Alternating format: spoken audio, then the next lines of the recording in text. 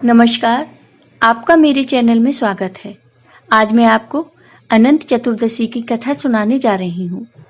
अगर आपको ये कथा पसंद आए तो कमेंट बॉक्स में अनंत भगवान की जय अवश्य लिखिए।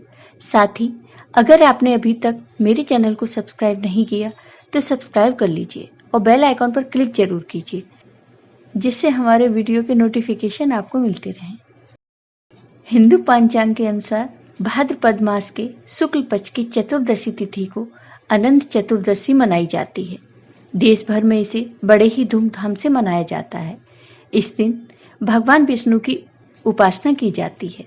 इतना ही नहीं, इस दिन गणेश विसर्जन भी किया जाता है। इस दिन भगवान विष्णु के अनंत स्वरूप की पूजा होती है। भगवान विष्णु की पूजा के बाद अनंत सूत्र बांधने की परंपरा है। इस सूत्र में 14 गांठ लगी होती हैं। ये रेशम या फिर सूत का होता है। इस अनंत सूत्र को महिलाएं दाएं और पुरुष बाएं हाथ पर बांधती हैं। ऐसा माना जाता है कि अनंत सूत्र बांधने से सभी दुख और परेशानियां दूर हो जाती हैं। इस व्रत का जिक्र पुराणों में भी मिलता है। जब पांडव जुए में अपना सारा राजपाट हारकर वन में कष्ट भोग रहे थे, तब भगवान श्री कृष्ण ने अनंत चतुर्दशी व्रत करने की सलाह उन्हें दी थी। भगवान कृष्ण ने युधिष्ठिर से कहा कि अगर वह विधि पूर्वक अनंत भगवान का व्रत करेंगे तो इससे उनका सारा संकट दूर हो जाएगा और खोया हुआ राज्य उन्हें फिर से प्राप्त हो जाएगा। भगवान श्री कृष्ण ने इस व्रत की महत्ता को समझाने के लिए एक कथा सुनाई। यह कथा इस प्रकार है। प्राचीन काल में सुमंत नामक एक तपस्वी ब्राह्मण थे। उनकी पत्नी का नाम दीक्षा था। दोनों की एक परम सुंदरी धर्मपरायण कन्या थी जिसका नाम सुशीला था।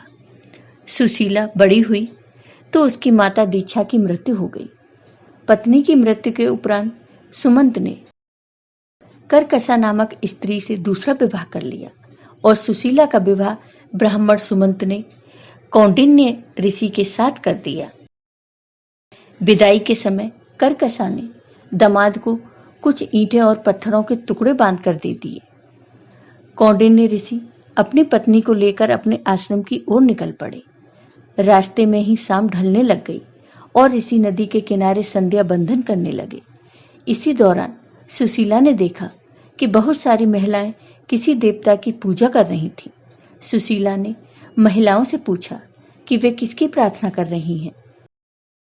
इस पर उन लोगों ने उन्हें भगवान अनंत की पूजा करने और इस दिन उनका व्रत रखने के महत्व के बारे में बताया। व्रत के महत्व के बारे में सुनने के बाद सुशीला ने वहीं उस व्रत का अनुष्ठान किया और 14 गांठों वाला डोरा हाथ में बांधकर ऋषि कौंडिन्य के पास आ गई। कौंडिन्य ने सुशीला से डोरे के बारे में पूछा तो उन्होंने सारी बात ऋषि कौंडिन्य को बता दी। कौंडिन्य ने यह सब कुछ मानने से मना कर दिया और पवित्र धागे को निकालकर अग्नि में डाल दिया। इसके बाद उनकी सारी संपत्ति नष्ट हो गई और वह दुखी रहने लगे। इस दरिद्रता का उन्होंने अपनी पत्नी से कारण पूछा तो सुशीला ने अनंत भगवान का डोरा जलाने की बात कही। पश्चाताप करते हुए ऋषि कौंडिन्य अनंत डोरे की प्राप्ति के लिए वन में चले गए। वन में कई दिनों तक भटकते भटकते निराश होकर एक दिन भूमि पर गिर पड़े। तब अनंत भगवान प्रकट होकर बोले, हे कौंडिन्य, तुमने मेरा तिरस्कार किया था, उसी से तुम्हें इतना कष्ट भोगना पड़ा। तुम दुखी हुए, अब तुमने पश्चाताप किया है। मैं तुमसे प्रसन्न हूं। अब तुम घर जाकर विधि पूर्वक अनंत व्रत करो। 14 वर्षों तक व्रत करने से तुम्हारा दुख दूर हो जाएगा। तुम धन धान्य से संपन्न हो जाओगे। कौंडिन्य ने वैसा ही किया और उन्हें सारे क्लेशों से मुक्ति मिल गई। भगवान श्री कृष्ण की आज्ञा से युधिष्ठिर ने भी अनंत भगवान का व्रत किया, जिसके प्रभाव से पांडव महाभारत के युद्ध में विजयी हुए तथा चिरकाल तक राज्य करते रहे। इसी तरह राजा हरिश्चंद्र ने भी अनंत चतुर्दशी व्रत किया था। वहीं राजा हरिश्चंद्र ने भी इस व्रत को पूरा कर अपने दुखों से मुक्ति पाई थी। इस व्रत की कथा की भी बहुत महिमा बताई गई है। अनंत चतुर्दशी व्रत की पूजा विधि। अनंत चतुर्दशी के दिन व्रती को प्रातःकाल स्नान करके व्रत का संकल्प करना चाहिए। पूजा घर में कलश स्थापित करें और कलश पर भगवान विष्णु का चित्र स्थापित करें। कलश पर अष्टदल कमल के समान बने बर्तन में कुश से निर्मित अनंत की स्थापना की जाती है। इसके आगे कुमकुम, केसर या हल्दी से रंग कर बनाया हुआ कच्चे डोरे का 14 गांठों वाला अनंत भी रखा जाता है। कुश के अनंत की वंदना करके उसमें भगवान विष्णु का आह्वान तथा ध्यान करके गंध, अक्षत, पुष्प, धूप, दीप, नैवेद्य आदि से पूजन करें तथा ओम अनंताय नमः मंत्र का जाप करें।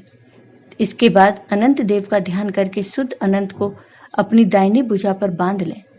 पूजा के बाद अनंत को स्त्री और पुरुष अपने हाथों में बांध लें। यह डोरा भगवान विष्णु को प्रसन्न करने वाला तथा अनंत फल देने वाला माना गया है। यह व्रत धन, पुत्र आदि की कामना से किया जाता है। इस दिन नए डोरे के अनंत को धारण करके पुराने का त्याग कर देना चाहिए और अनंत चतुर्दशी व्रत की कथा सुने। अनंत सूत्र बांधने के बाद ब्राह्मण को भोजन कराएं। यथा योग्य दान दक्षिणा देने के बाद स्वयं अपने परिवार सहित प्रसाद ग्रहण करें। इस दिन देश के कई हिस्सों में गणेश विसर्जन किया जाता है। गणेश चतुर्थी, विनायक चतुर्थी के दिन गणेश जी को 10 दिनों तक घर में बैठाकर उस दिन उनकी विदाई की जाती है। खासतौर पर यह गणेश विसर्जन महाराष्ट्र में किया जाता है, जो पूरे देश में प्रसिद्ध है। अनंत चतुर्दशी का महत्व। अनंत चतुर्दशी की शुरुआत महाभारत काल से हुई थी। पौराणिक मान्यता है कि इस दिन भगवान विष्णु ने सृष्टि की शुरुआत में 14 लोकों तल, अतल, वितल, सुतल, तलातल, रसातल, पाताल, भूवः, श्वः, जन, तप, सत्य, मह की रचना की थी। इतना ही नहीं, इन लोकों की रक्षा और पालन के लिए भगवान विष्णु खुद भी 14 रूपों में प्रकट हो गए थे, जिससे वे अनंत प्रतीत होने लगे। और यही वजह है कि इस दिन विष्णु भगवान के अनंत रूपों की पूजा की जाती है। अनंत चतुर्दशी का व्रत भगवान विष्णु को प्रसन्न करने और अनंत फल देने वाला माना गया है।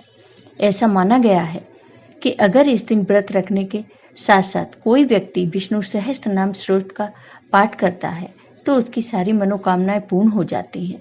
ये व्रत महिलाएं सुख, समृद्धि, धन, धान्य और संतान प्राप्ति के लिए करती हैं। भारत के कई राज्यों में अनंत चतुर्दशी का पर्व धूमधाम से मनाया जाता है। इस दिन भगवान विष्णु की लोक कथाएं भी सुनी जाती हैं। आपको ये वीडियो पसंद आया हो तो कमेंट बॉक्स में कमेंट करके जरूर बताइए। साथ ही मेरे वीडियो को ज़्यादा से ज़्यादा शेयर करिए। धन्यवाद।